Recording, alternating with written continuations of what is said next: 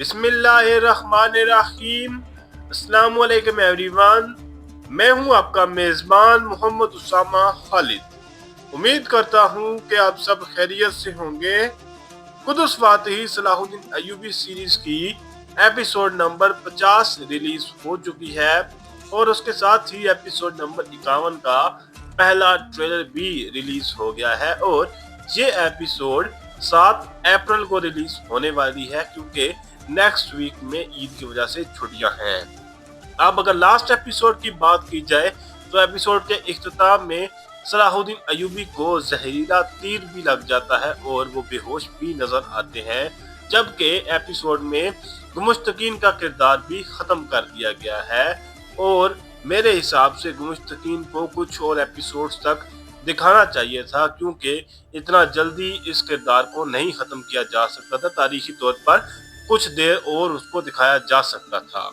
अब बात करेंगे इस ट्रेलर पर भी, लेकिन उससे पहले अगर आपने अभी तक इस चैनल को सब्सक्राइब नहीं किया तो फौरन इस चैनल को सब्सक्राइब करें ताकि आपको फ्यूचर में भी ऐसी वीडियोस मिलती रहें। बढ़ते हैं इस ट्रेलर की जानब और देखते हैं कि इसमें आने वाली किस्त के हवाले से क्या चीजें दिखाई जा रही हैं।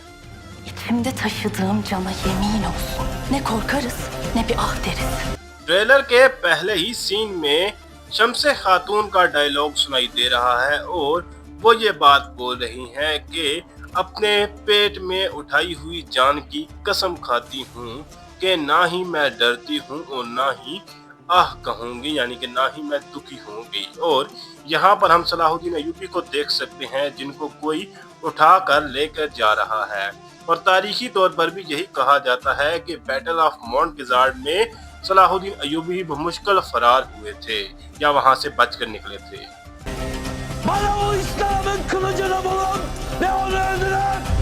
इस सीन में जिस तरह का सिनेरियो दिखाया जा रहा है उससे अंदाजा लगाया जा सकता है कि मैदान जंग में धुआं होगा जिसकी वजह से कोई सलाहुद्दीन अय्यूबी को बचाकर ले जाएगा और शतिलोन और लॉर्ड गाय भी जमीन की जानब देखते हुए नजर आ रहे हैं, जबकि शतिलोन ये बात बोल रहा है कि मेरे पास उस इस्लाम की तलवार को लेकर आओ और उसे खत्म कर दो, यानी कि सलाहुद्दीन अय्यूबी को।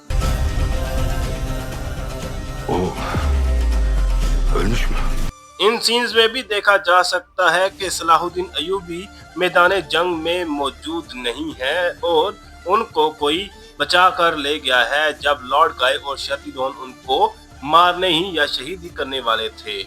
और इसके बाद बेलियन का डायलॉग भी सुनाई दे रहा है जो कि ये बात बोल रहा है कि क्या वो मर गए हैं, तो यहाँ पर वो भी सलाहुद्दीन अय्यूबी के हवाले से ही बात कर रहे हैं और दुखी भी नजर आ रहे हैं। Kral Baldwin'in ordusu Müslümanları yenilgiye uğratmış. Her şey ne çabuk değişiyor. इस सीन में हम बादशाह बाल्डविन और उनकी फौज को देख सकते हैं, जबकि यहाँ पर काउंटेस मिला भी नजर आ रही हैं जिनको ये पैगाम दिया जा रहा है कि स्क्राल बाल्डविन यानी कि बादशाह बाल्डविन की फौज ने मुसलमानों को हार का मजा चखा दिया है और उस पर काउंटेस मिला ये बात बोल रही है कि hर चीज कितनी जल्दी तब्दील हो रही है। तो देखते हैं काउंटेस मिला ये बात किस हवाले से कर रही है। Yokluğunda bu taht gözümde ateşten bir gömlek sererdi.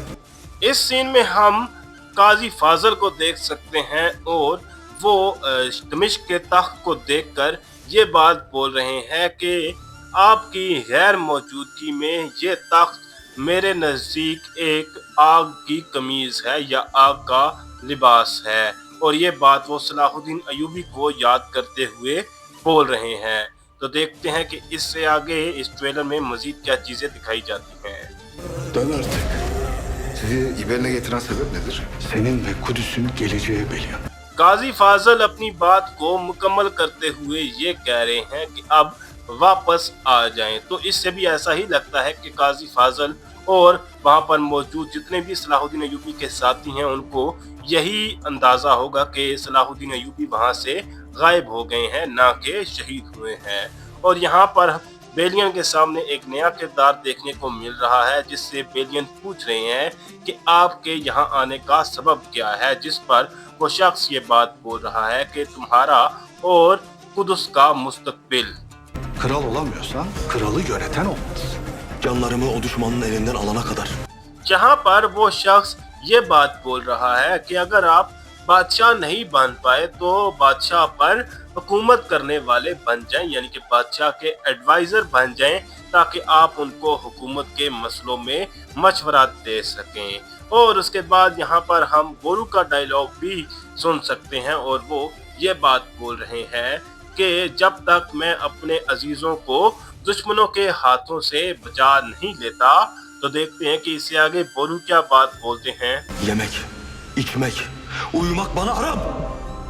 इस सीन में भी बोरू का ही डायलॉग सुनाई दे रहा है और वो अपनी बात को जारी रखते हुए ये कह रहे हैं कि जब तक मैं अपने अजीजों को दुश्मनों के हाथों से नहीं बचा लेता तब तक खाना खाना, पानी पीना और सोना जो है वो मेरे लिए हराम है। और उस बात पर काजी फाजल काफी हैरानगी से उनको देख रहे हैं। Varsa cesareti olan karşıma çıksın da göreyim. Kul senin kulun. इस सीन में भी बोरू का डायलॉग सुनाई दे रहा है और वो ये बात बोल रहे हैं कि अब अगर किसी में हिम्मत है तो वो मेरे सामने आए या मेरा सामना करे और मुझे रोक के दिखाए।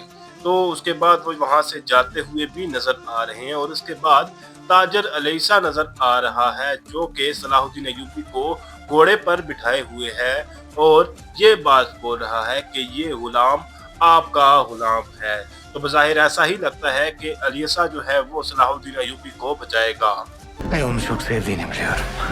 Sana emanet.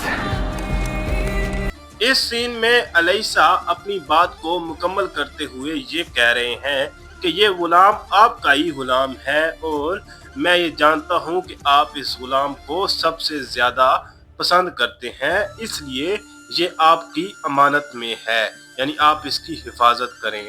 तो ऐसा लगता है कि वो खुदा से ही बात कर रहे हैं सलाहुद्दीन अय्यूबी के हवाले से। और उसके बाद माइज जो है वो उनका घोड़ा चलाते हुए नजर आ रहे हैं, यानी कि वहां से भेजते हुए नजर आ रहे हैं। अब यहाँ पर यही सवाल है कि ताजर अलैसा ने अगर सलाहुद्दीन अय्यूबी को बचा लिया है तो उनके घोड़े को यहाँ से क्यों भेज रहे हैं? या तो वो सलाहुद्दीन अय्यूबी की हिफाजत के लिए उनको यहाँ से मैदान जंग से दूर भेज रहे हैं या फिर कोई और बात है।